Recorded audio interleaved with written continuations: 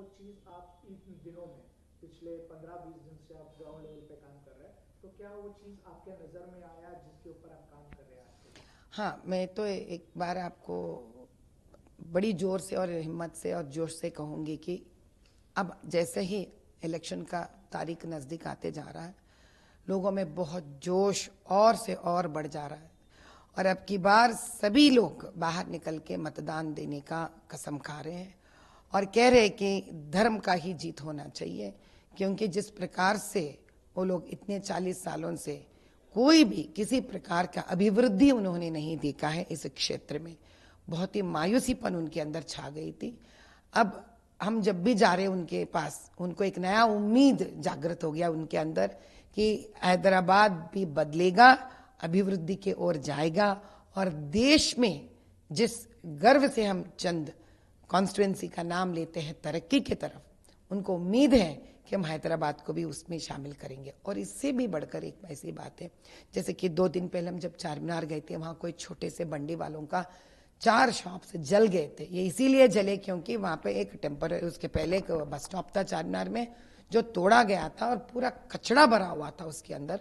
बेचारे रमजान में कुछ अच्छी खासा उनकी व्यापार हो जाएगी ये सोचकर पिछले रमजान के 1 दिन पहले वो लोग लेके आकर अपना सामान रखे थे, तो पता नहीं वो शॉर्ट सर्क्यूट की वजह से हुआ या कोई शॉर्ट सर्क्यूट की वजह से हुआ, तो वो भी गलती है। जब एक इलेक्ट्रिकल पोल है आपको वहां पर, छोटा सा स्टेशन है वहां पर, उसके नीचे जब इतना कचरा है तो जीएचएमसी को इसको गौर में रखना था। आज तक क्या कर रहा था जीएचएमसी उसके बारे में, और वहां का एमएलए चुप क्यों बैठा है? अच्छा, जब जल गया था, सुबह रात भर जलकर सुबह राख हुआ था, कोई नहीं आए थे वहां पर उनके पूछताछ करने के लिए। वहां हिंदू के भी जले, मुसलमानों के भी जले, कोई नहीं आया पूछताछ करने के लिए। जब ये खबर, हालांकि वहां से उनका सदुद्दीन जी का जो अस्पताल है नजदीकी पड़ता है, 2 कदम में है उनका, लेकिन उन तक वो आए नहीं, उनके लोग कोई आए नहीं। मेरे लिए मेरे ऑफिस तक जब खबर पहुंची मुझे, वो शाम का टाइम हो गया था। मैं तुरंत अपना मीटिंग खत्म कर मैं भागी थी चारमीनार। आप चाहे तो देख सकते, वो भी वीडियो से।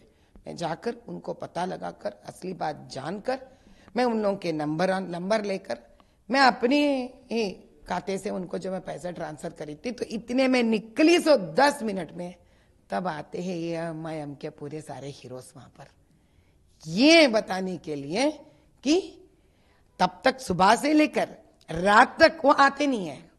मेरे आके जाने के बाद ये लोग आते हैं और पूछताछ इस प्रकार से करते हैं कि क्या है, वो लोग आए, वो लोग गए, तो इनका क्या काम है?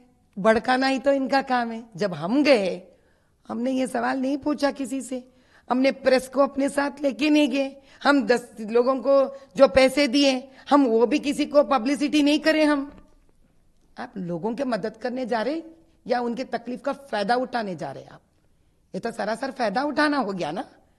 तो जहां पे भी आप कुछ करते हो, हर काम पे फायदा देखते हो आप।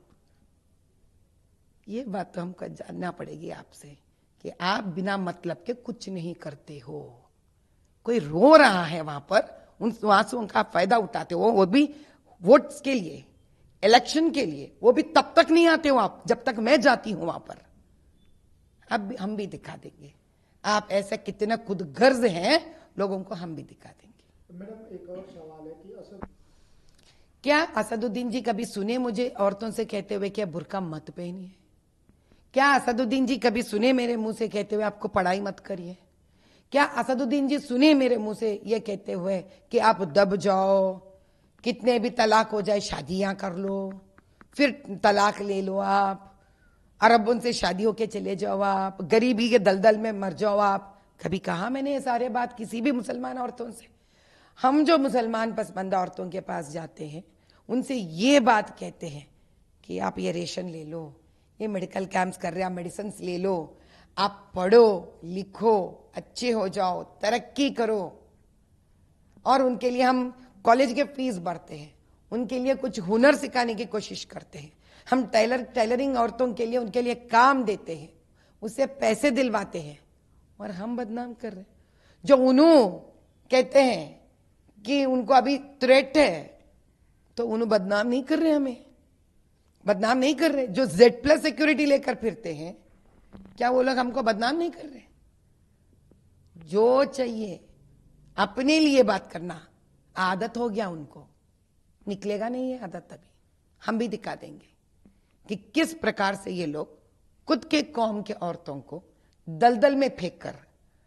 अरे भाई, मैं बार बार यही पूछती हूं कि एक औरत जब जन्म लेती है, मरने तक क्या किसी को पता नहीं चलना चाहिए?